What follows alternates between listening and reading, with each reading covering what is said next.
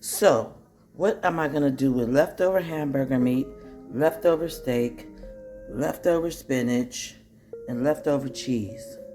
Watch the magic. Oh, yeah, and these sun-dried tomatoes. They going in too. First, I'm going to chop up this leftover steak.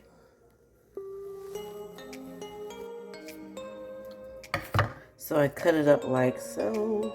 Little pieces of steak. Alright. Then we're going to take the leftover hamburger meat that has onions in it, and whatever other seasonings my husband put in here when he made hamburgers.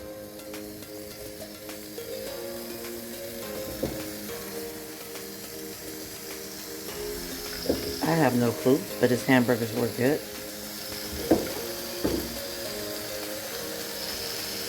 There's onions up in there. And I'm going to let these cook a little bit.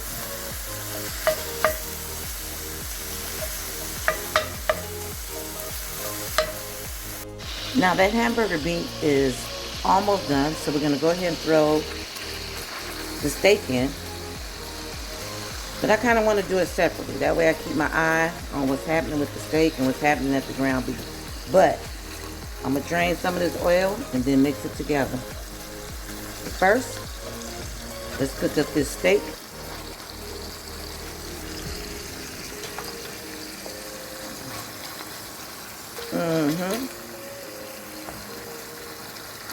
Get that going.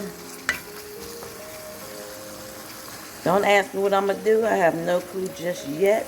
Well, I got an idea.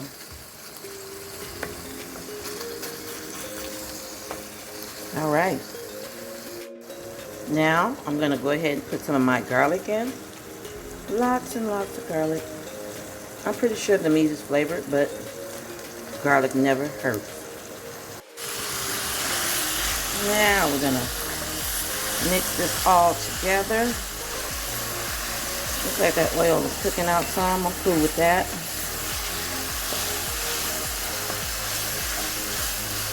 I am cool with that.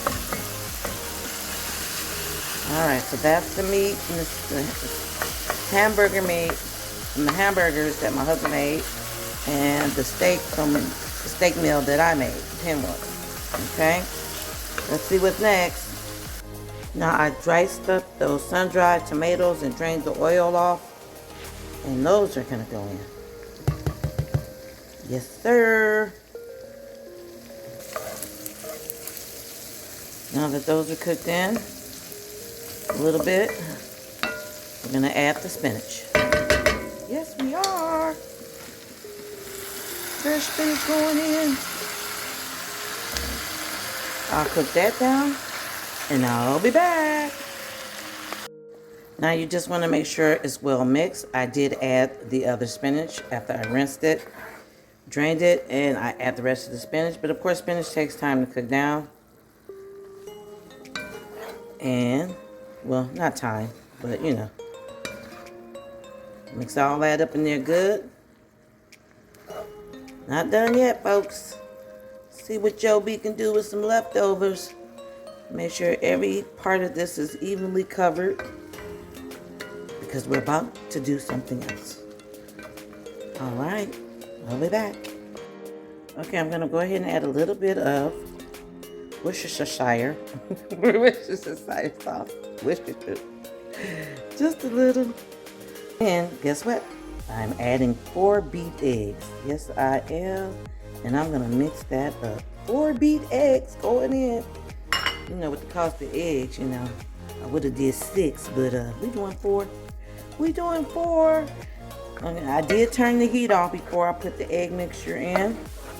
So let me mix this on up and I'll be back. Okay, so I laid the leftover Parmesan on top. I'm gonna put the lid on. And guess where that's going? It's going in the oven on 350. And I'll just have to check the time because I'm making this stuff up as I go. Alrighty.